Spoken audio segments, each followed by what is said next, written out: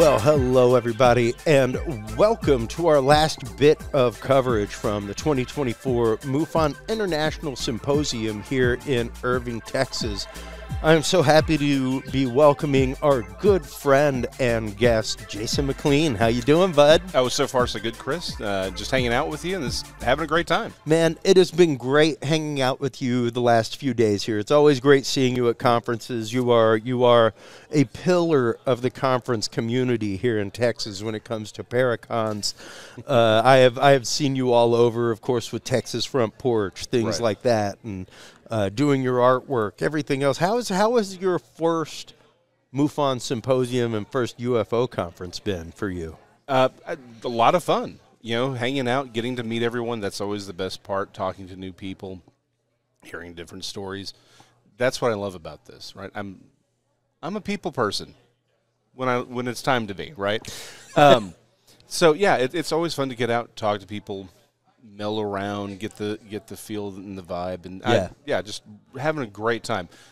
And I think the thing I've really enjoyed the most is introducing the only field observation encounter log written by Curious Realms Chris Jordan. Yeah, and because you get out there with your spiral notebooks and you forget something, you forget to ask a question, take an observation. Not anymore, my friends. Not with your handy-dandy field observation and encounter log. That's right. That's right. And, it's interesting because it was conferences like what we've worked together that really inspired me to write that. I've been involved in the world of paranormal and paranormal communities for years and years, and I've been out on investigations. I remember writing things down, like what time something happened, but as I have been involved with this show, as I have talked to more and more researchers, as I have gotten more involved with things like MUFON, and talked to people like Greg Larson, Martha Hazard Decker, and other former police officers and law enforcement officers that are involved with investigating this kind of stuff, it dawned on me that frequently, we are not handing a lot over to the realm of science. We've got what people and my audience knows. I'm a big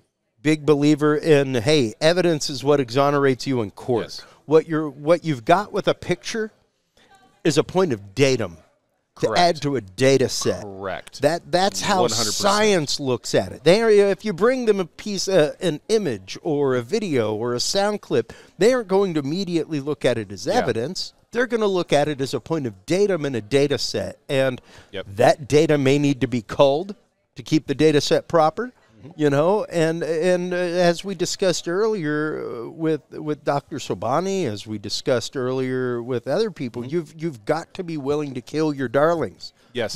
When it comes to experimentation, when it comes to doing field work, you've got to be willing to get rid of the known quantitative, and you've got to be okay with saying this is not. Right. One of the things that I think people forget, they don't forget because they're never taught. They're not. If you haven't gone through actual academic scientific training, you tend to forget what you remove is often as important as what you put in. Probably more important. Because oftentimes we're like, well, but these things are all going on. Right. That may be true, but it doesn't mean it actually has anything to do with what you're studying. That's right. You need to be able to extract that information out and by the way, two things may not look like they're related, but they can be. That's right. Whether we think they're related or not, or they look related on the surface, is irrelevant. The question is, what are they actually in relation to? But you can't get that from just a photo or just a story if you didn't get the information. And and so being able to actually give, like I like what you said. You've said all weekend. They need the picture, but they also need 1,000 words that goes with it. That's right. Right. That's right. Because like you're saying, data is interesting. But data out of context is meaningless, right? And that's why I really like the field observation and encounter log by Chris Jordan. It reminds you to get the information in there. That's right. Right. Sorry. Anyway, it reminds you to get the information that actually makes the data useful. I've got a ton of stories, like my thing's living pterosaurs, and I've got a lot of stories. but not a lot of useful information sometimes, because it's, okay, well, when did this sighting take place? Well, it took place 20 years ago. I was a kid. Great. Do you know what time frame? Was it summer? Was it winter? Was it morning? Was it evening? Exactly where were you? And these things are all gone. They're gone in the ether, and it's just, I saw this as a kid, and then that's it. Yeah. Well, unfortunately, at best, it is, again, like you said, it's a data point. Yep. But that's all it can ever be. Yeah. Because it doesn't, there's nothing that allows me to connect it to something else and say, okay, maybe there's a pattern that can develop here. Yeah. Right? As far as habitat, range. Well, it's the same thing with UFOs or paranormal or anything, right? That's right. A photograph can be great, but that photograph out of context, or that photograph without sort of other information about exactly where it is, what's the direction, doesn't mean anything. That's right. That's right. And once again, the analogy that I normally give is, yes, a picture is worth 1,000 words to the person that took the picture. Yeah. Because that 1,000 words explains to you what you were feeling when you took the picture, what you were feeling when you took the trip. That's the 1,000 words. To the person that you're giving it to cold, without the actual data, it's a picture. Yep. It's a point of datum, you know, and without the rest of it, you aren't getting as you know, my God, his name just left my head, the rest of the story. Oh. Dag nabbit now, and that's just it. We're supposed to be getting the rest of the story, Jason. Yes, we are. And we're supposed to try and get that story. We're supposed to try and chronicle it. The show Last 48 is a prime example. Thank you, Paul Harvey. We were not going to move forward with that. That's right. Yeah, it was going to haunt me till the end. But the idea of the show The Last 48, the fact that if a police officer does not step foot on that crime scene and get things as they are fresh, as they happened within 48 hours, that experience starts getting deprecated. The memory starts getting deprecated. Things start getting processed through emotion. Things start getting processed through life experience, through belief filters. Yep. And suddenly the truth of a situation can be obscured or obfuscated very rapidly without anybody's actual intent. Yeah, no. Also, it's not just belief and processing the emotion, but also you hear other people talking about it. That's right. Right? And now that's going to change. Into your mind. Yeah. And again, one of the things people forget, we don't actually ever see anything. Our eyes are brain matter. Right, that's why. And again, it's a terrifying thought that some things we do with our technology, but like those little organelles, which are little fragments of a brain that we create, they at a certain point in development, they'll begin to develop eyes. That's right. The point being, these are just sensors. Your ears, your eyes, they're just sensors that your brain is then processing. So you're not actually ever seeing something. Your brain is creating and responding to the data. If you're unfamiliar with something, your brain is actually changing what you see. Yeah. So it's really important to get that fresh information before your brain is processing it. Yep. Like anything else, right? Like if you have, no matter how good the meal is, if you let it stay out for a week, right, you're going to come back and it's going to be covered in maggots. It's going to stink. It's going to just really smell. Your brain's the exact same way. All that data has now deteriorated, and it's no longer what it was when it was fresh. And bad data is just bad data. Yeah. And it smells. And here's the thing. If your life smells, don't forget your Curious Realm air freshener available on the website. I am shameless with my merch. You are. And that's why I love you. But in all sincerity, it's the fact of we need to be shameless with the data that we gather. Yes. Quite honestly. We need to be much more diligent in how we gather data, how we sift through data. Yes. No, it is not. Let me take a step back here, please.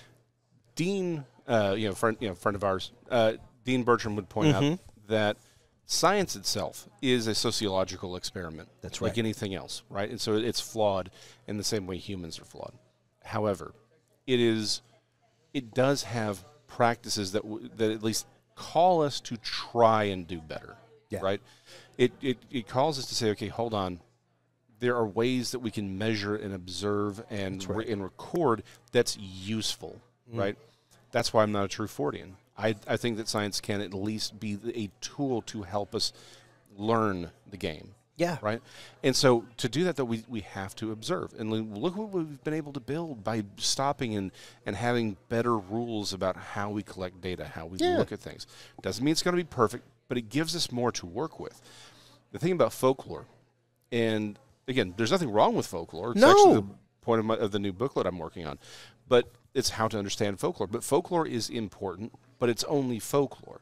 It's deliberately malleable and created essentially by a culture to describe what it is. Science is another form of folklore in reality. But if we learn the lessons of science, we can be more useful with these encounters that would traditionally just fall into folklore. Yeah. Well, even if you're taking something like, let's say, cryptozoology and folklore, because the example that I give regularly when it comes to that is Adam Davies. Yes. Adam Davies, who's done work on the Yeti, he's gone out with National Geographic, all kinds of things. He's not going to contact National Geographic if his scientific method for investigation does not include enough observation locally and stories and folklore locally to substantiate it. Yes. If there's not enough stories in the local area, like 2-3 people said they've seen this over the last 30 years. Yep. Is that worthy of an expedition? Right. Maybe not. But if you've got stories that stretch back for generations, and it's seen a few times a year, things like that, seen by numerous tribes in the area, stuff like that. Now your observation data set has moved you into the realm of research of the topic. Yes. Research of the topic area. And between those two, if you get to the point of hypothesis, there's enough research, there's enough food available, there's enough range for them to be able to mate without competition, things like that. Now because of the observation and the research, there's enough to hypothesize enough to have a research expedition. Exactly. No, 100%. So again, folklore is important. It's part of the observation process. Correct. It's part of the thing, but it can't stop there. No. And I think that's the problem, is that in all of the 14 realms, we're willing to allow it to remain folklore instead of saying, hey, let me whip out the field observation and research guide. Encounter log by Chris Jordan, and jot down all of that information, because this is to take it to the next level. Because here's the thing: there are plenty of times in history where folklore has been proven true. Now, it doesn't mean that all of the folklore Lowland gorilla. Lowland gorilla, that's the big one. But it was in 1995. I cannot remember the name of this thing. But essentially, it's a tree kangaroo. Was discovered because the local tribes recognized it. They had spiritual beliefs about it. They had folklore about it. And a researcher said, okay, maybe there is something here. Yeah. And they went, in fact, and there it is. The Cambodian pygmy deer. Yes. That happened in like 2010, 2012, where tribes in Vietnam and Cambodia had been talking about this creature with nose flaps on the side of its nose, a very tiny little deer that doesn't get any bigger than a Pomeranian. Yeah. Has nose flaps that open up like gills, and people are like, what, you're crazy. No way. They found it. Yeah. It's a real thing. It exists. And that's one of my favorite things about our mutual friend Ryan Edwards. Yes. That he speaks about is that timeline to discovery. And even whenever you take 1947, 1945 even, let's go back to Kenneth Arnold. Right. Let's go back to Kenneth Arnold and flying saucers. We're right up against that 70-year time to discovery. When you look at things like the lowland gorilla, talked about by local tribes, talked about by people in the area for generations. Yep. And here's the thing. It's not necessarily that they weren't looking for it. The difference is it's not an anomaly to them. It's a normal thing. It's when the Anglos got interested. Yeah. And when science was like, well, this is interesting, let's start looking. Once science got interested in it, 70 years later, we found it. It takes about 50 to 70 years for that to happen. And we are just coming 100%. Up against that timeline of discovery for UFO UAP. We're just coming up against it for Sasquatch. Yeah. We're just burgeoning on that window of 70 to 100 years of timeline to discovery. Oh, absolutely. Well, look at the, again, to take it back to cryptozoology for 2 seconds, the Borneo rhino. Again, we thought it had been extinct for 100 years. Yeah. And then what happened? There was enough people running around with doing things like this that said, That's hey, right. you know what? There are enough sightings here that says this thing is still alive. And they went and they found it. Yeah. But again, 100 years. Yep. So that's a great point, is that whether it's UFOs, Bigfoot, whatever, we're still within the 100 range, the 100-year range of things like the Loch Ness. These are relatively new in the history, in the annals and history of mankind. So many things that we take for granted took centuries to develop or discover. Yeah. We're part of that. And here's the thing, and I think we both believe this, and a lot of our compatriots do. Citizen science is science. It's where it starts. Yes. I would love to say it's not. Feel free to find me a comet not found by somebody like me. Yes. No, 100%. 85% of comets are named by backyard astronomers, not by Lowell Observatory. They aren't found by NASA. They're found like people like me who love to look at Orion, and they're looking at that spot every single night, all night, observing it, taking pictures, things like that. And suddenly it's like, wait a minute, that star's out of place. And then it's out of place again 20 frames later. Then it's out of place again. What's up with that? Yeah. There's something in this frame that's moving over a consecutive period of time very slowly, which means there is something orbiting in there and something moving. And then they go tell astronomers, and now they have time to look. Yep. You know, but that's citizen science. And it's the fact of, you know, there are tons of people out there squatching. Yep. Tons of people out there with trail cams. Tons of people out there doing stuff. And even if you have a deer lease, folks, you got cell phone cameras, here's the thing. Contact your local university. Contact your local wildlife conservancy department. Tell them where your lease is. Tell them where you're squatch hunting, whatever. Tell them that you have footage, that you have cameras, that you would love to donate the footage to them. Yes. Because there's somebody out there studying black bears or studying the birds in the area that they would love to be able to get a camera in that area. What they don't have is money to do it in time.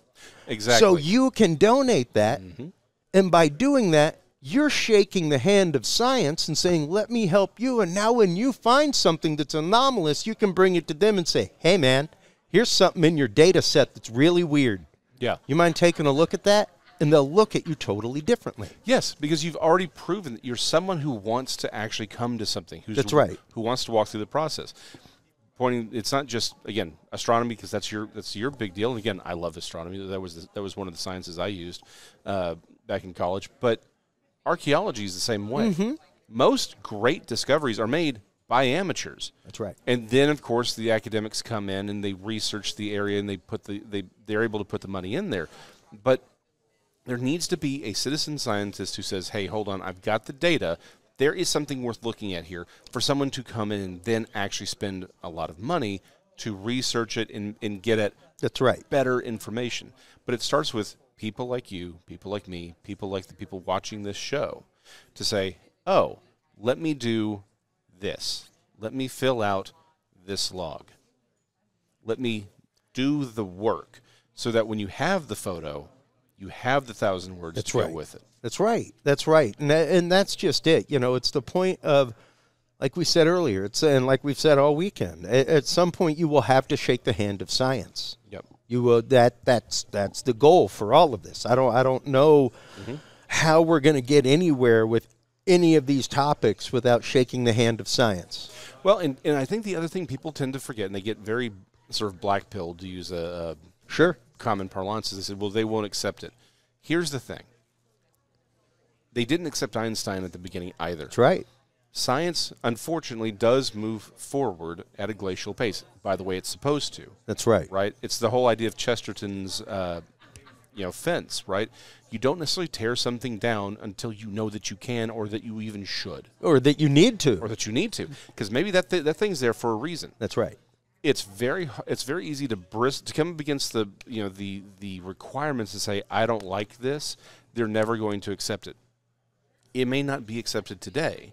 Yeah. It may be accepted 20, 30, 40, 50 years from now. Yep. But sometimes science, it's been famously said, science advances with at every cemetery, right? that the old generation, sadly, the old guys have to kind of die off. Yeah, yeah.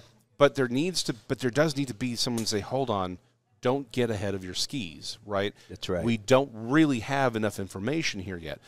But so what we have to do is produce enough information to say, no, we can move forward. There is something here, whether it's something in the sky, something, haunting a bedroom, something in your back 40. Yeah. There can come a time when there's enough information that it can be accepted and explored and processed. Those again, Chesterton's fence. Sometimes those fences are there for a reason. Yep. And they are very, very necessary, because otherwise data gets corrupted. Data gets juiced together with other data that's sitting in the culvert next to it. Yeah, you know, exactly. and we need. It's not necessarily about keeping things from each other. It's about making sure that the cooperation is happening in the right way. Correct. Exactly. Because, like you said, corrupted data is far more, in many ways, is far more damaging than no data. Yeah. Because it can lead you in the wrong directions. Yep. It can lead you to incorrect decisions. That just stinks. Which you can fix with your Curious Realm air freshener available on the website. And with it stinking like that, it's the fact of, I would definitely say that there is a cadre of people out there. There is a cadre of scientists out there, a certain number of people within academic realms that, yes, they are sadly afraid to lose their letters. They are sadly afraid to lose tenureships. Even coming up here in a month or so, I'll be out at the Shakespeare Authorship Controversy Conference in Denver, Colorado. And I can't wait, because that's one of my favorite topics.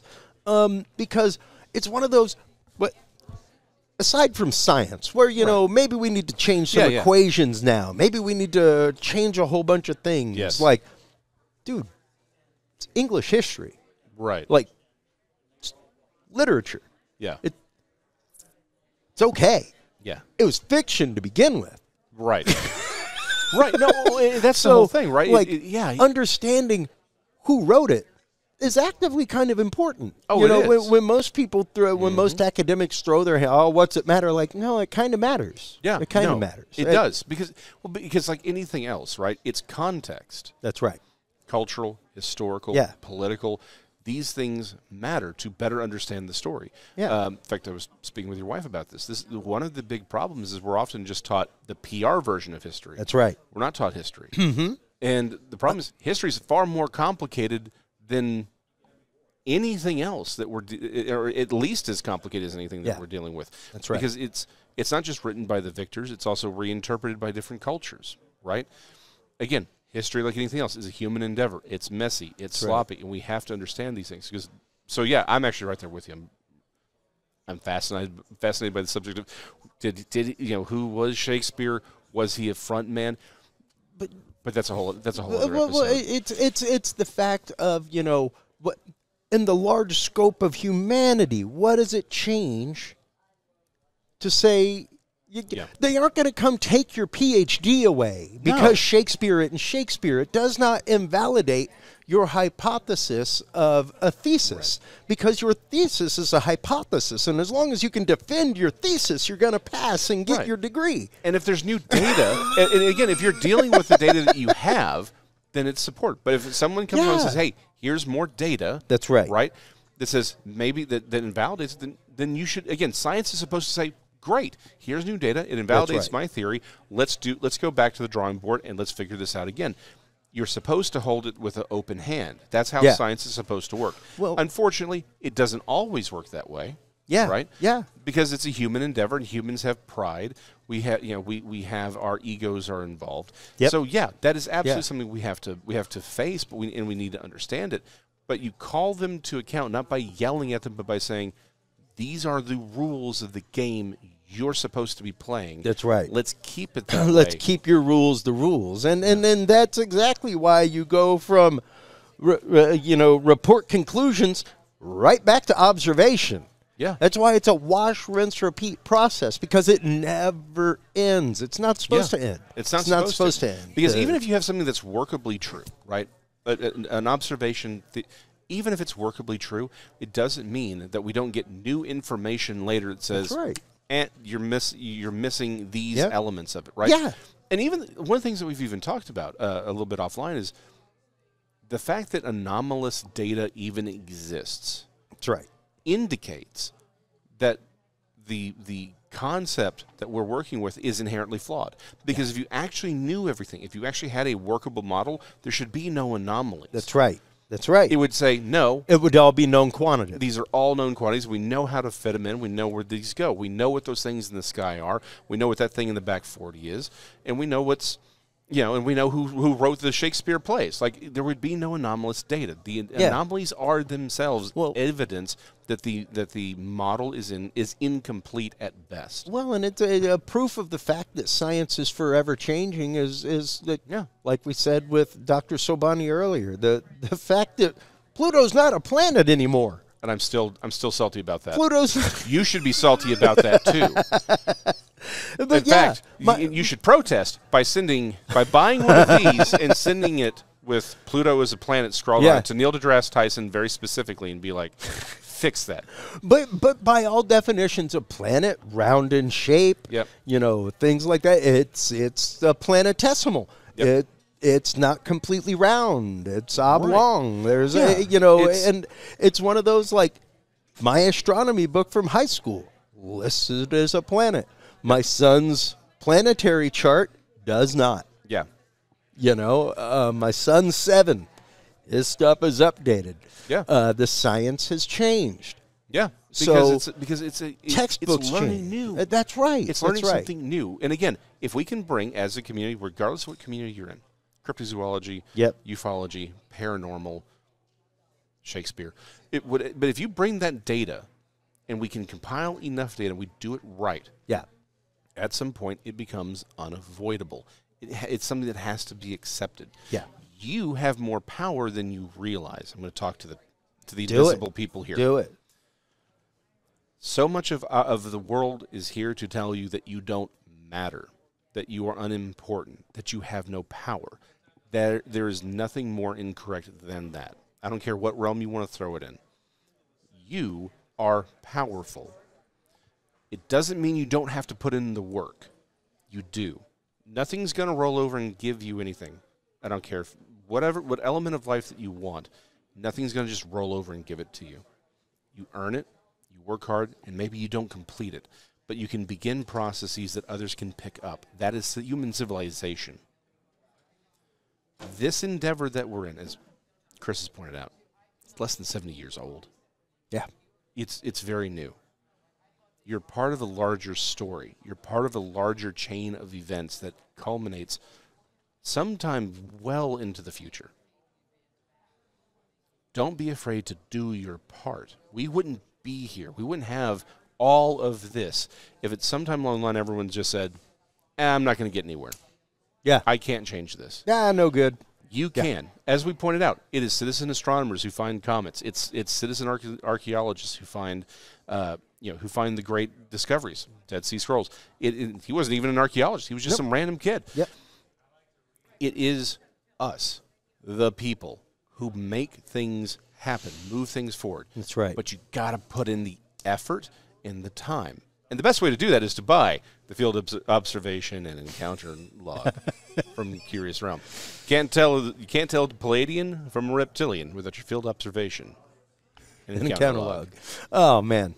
Jason, it has been a pleasure the last few days, man. Thanks, as always, for coming, having these conversations with people all day long. It's been great sitting here the last few days, watching you have conversations, watching you educate people about different sides of paranormal and connection to UFO, UAP that they may not have considered, things like that. It's great to see a fantastic community of open-minded, open-hearted individuals that are ready to have the conversation. Yes. Because, as we say at the end of every single episode, it's the conversation that moves us forward. Absolutely. It's the conversation. My pleasure, Chris. So, always a pleasure. Thank Let you, everybody know where they can go to keep up with you, where they can go to check things out, all that kind of good stuff. At the moment, I'm not really doing too much publicly. We're working on some stuff behind the scenes. Right now, I guess just my author page on Amazon. Again, I'm on Facebook and Instagram, and you can follow me there. I'll hopefully have some stuff later in the year. I'll be bringing back Seru Papers, serupapers.com, and some other projects. So, but yeah, for right now, like I said, once that's all ready, I'll come back on and we can give something, people to actually log on to and have fun with. Like, you can have fun with your car with air freshener. With an air freshener. Yeah. Yeah, absolutely. Thank you so much again, bud. Always appreciated. While you are online, checking out the author page for Jason Mclean on Amazon, everybody, stop on by Curious Realm. CuriousRealm.com is where you can buy your copy of the Field Observation and Encounter Log. That's where you can buy your binaural beat music. That's where you can visit CuriousRealm.com/store and buy all the books, videos, and classes from our guests. That is where you can like, follow, subscribe, share, comment, all that kind of good stuff. Thank you so much, as always, for tuning in to this episode, everybody. As we always say, it is your open hearts, your open minds that make the conversation. And without that conversation, humanity does not march forward. So remember, take care of yourselves. Take care of each other, everybody. And stay curious. We'll talk to you soon. Bye-bye. The key to good science is good research. At the heart of good research is a good data set. With the Field Observation and Encounter Log from Curious Research, you can easily keep track of your investigative information all in one place, making it easier to review cases and readily see comparisons and contrasts between them. Whether out in the woods squatching, in a back room gathering EVPs, or using high-tech gear to track UFO, UAP activity, this easy-to-carry, pocket-sized scientific data log is the perfect companion for any field researcher. You can find your copy of the Curious Research Field Observation and Encounter Log at Amazon.com or visit the official Curious Realm store at CuriousRealm.com/store to reserve your copy for yourself, your family, or a mind that you want to open. That website again is CuriousRealm.com/store.